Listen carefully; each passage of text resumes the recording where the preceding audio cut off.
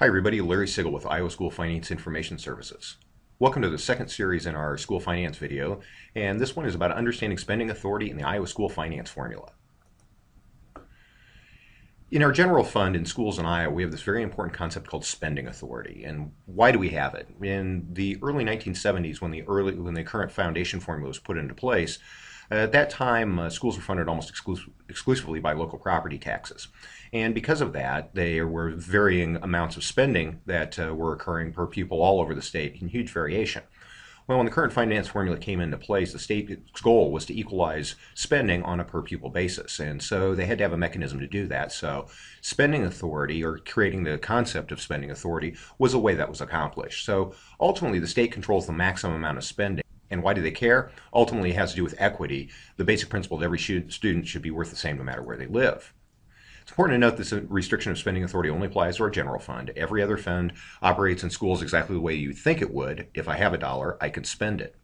So ultimately, districts must account for two things in their general fund: their fund balance, which is an accounting definition, and their spending authority. And I'm going to use the analogy today that it's like a credit card limit.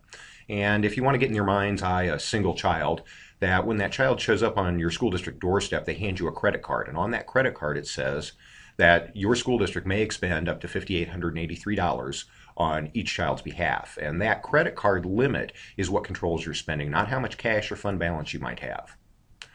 So that limit on spending is the amount of spending authority that your district has, not the amount of cash or fund balance. And our total spending authority for a year is simply equal to our current year's spending authority plus any previous year's spending authority. And that's what we call unspent budget authority, and that equals the district's total spending authority for a year. Reconciling those two concepts of both fund balance and spending authority. And fund balance, if you want to think about it this way: if your district ceased to exist on June 30th of the fiscal year, and you took in all the money you owed, and you paid out all your bills, it's what's left over. If you want to think about it, it's like your net worth. There's a similar concept in spending authority, and that's what we call unspent budget authority. And that simply means if you took in all the spending authority your district was owed, paid out all your bills, it's what's left over. Think of it as your unused credit card limit. Where's that spending authority come from? Ultimately, it's a pretty basic formula. It's how many kids your district has times that credit card limit per child. And in this case, the number of children is always counted a year behind because we always use the prior year enrollment count. But that cost per child, or that credit card limit, is set by the Iowa legislature through the allowable growth process. So when the legislature says that we have 2% allowable growth, what they're saying is that credit card limit can grow by 2% on a per student basis.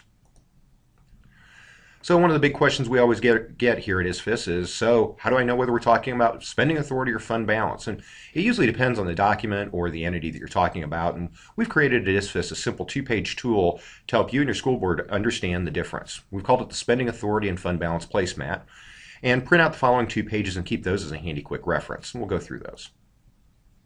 When we're talking about spending authority, we're talking about the authorized budget of the district. And you can see the 3 primary ones that we've put on the screen here. We've put the unspent authorized budget report, which is from the Department of Management. We've also at ISFIS calculate annually regular program new authority report.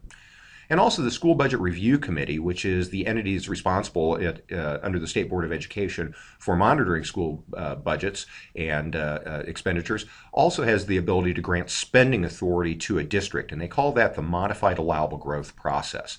So if you're seeing any of these 3 documents or one of these entities, you're probably talking about spending authority. When we talk about fund balance documents that are in front of the district, our certified budget is an example. Our monthly financials are an example. The calculation of solvency ratio ultimately is a measure of fund balance because it's all it is a percentage measure of what excess or deficiency you have in fund balance. Your checkbook or cash balance is also a fund balance concept, as well as both your audit and your certified annual report, or your CAR, are all fund balance concepts, and they portray the accounting position of the district. Print out those 2 pages front to back, and they make a nice placemat where you can always reconcile back to what are you looking at. Does it impact your fund balance, or does it impact your spending authority? I'd like to say thanks. My name is Larry Sigel. I'm a partner in Iowa School Finance Information Services. My contact information is on the screen. Please let us know if you have any questions. Have a great day.